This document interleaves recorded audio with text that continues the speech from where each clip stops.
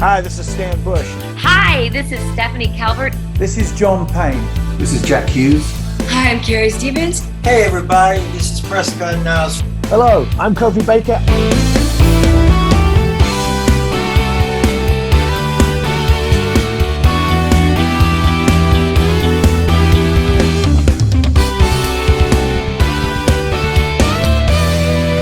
And you're listening to Play That Rock and Roll.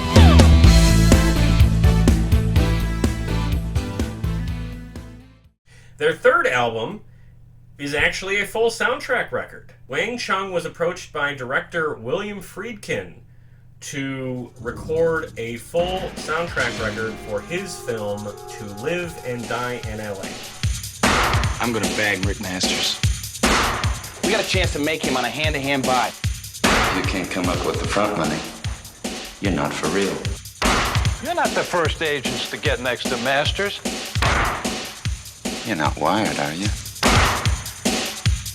Now, if you haven't seen To Live and Die in L.A., I would recommend it.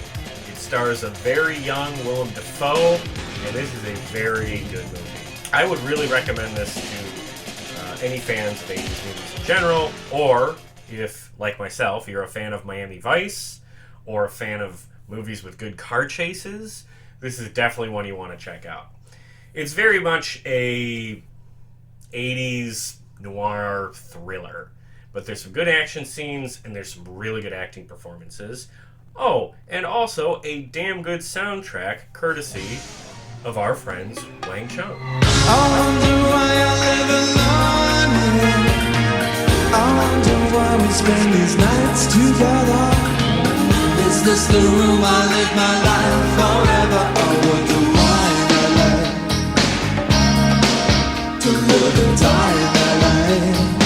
You should also note that Bill Friedkin is the director for other movies like The French Connection, The Exorcist, Sorcerer, Rules of Engagement, and the list goes on and on. So this was a fairly high-profile gig for the band to book. Friedkin wanted them because he absolutely loved the tracks Dance Hall Days and a song I mentioned earlier, Wait.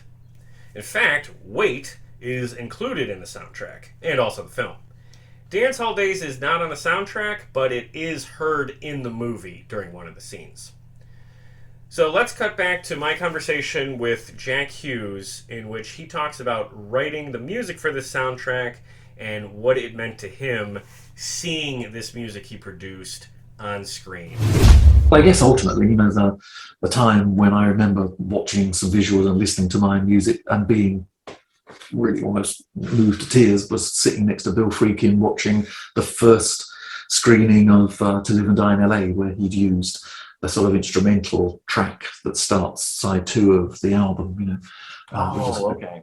And it just completely blew me away that the music and the images just meshed together in the way that they did, And I know that not the title track, an instrumental. Yeah. Initially, when we did the soundtrack, he said to me, "I don't want a song called To Live and Die in LA. I want music, to be the score, that I can use." And he cited Wait as the kind of thing that he wanted, So we worked up this track which we called City of the Angels, which is like a sort of 12-minute instrumental piece, fast tempo, modelled on the sort of the kind of things that Wait does, so very fast tempo but slow moving chords over the top, and that kind of is what I heard, so that when you watch the movie now, there's the whole prologue thing which has the title track and the presidential motorcade and all of that stuff. But once all that's passed,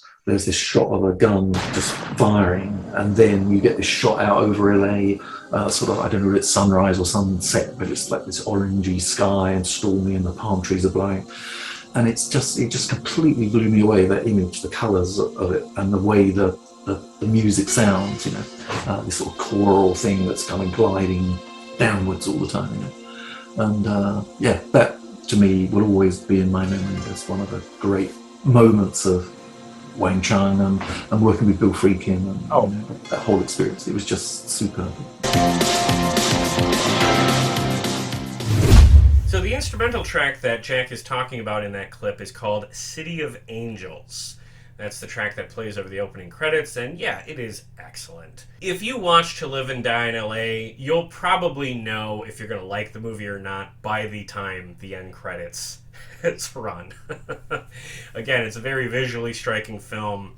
Definitely got that Miami Vice, Scarface, like early 80s charm to it. If you like that era in film, I think you're going to like this movie.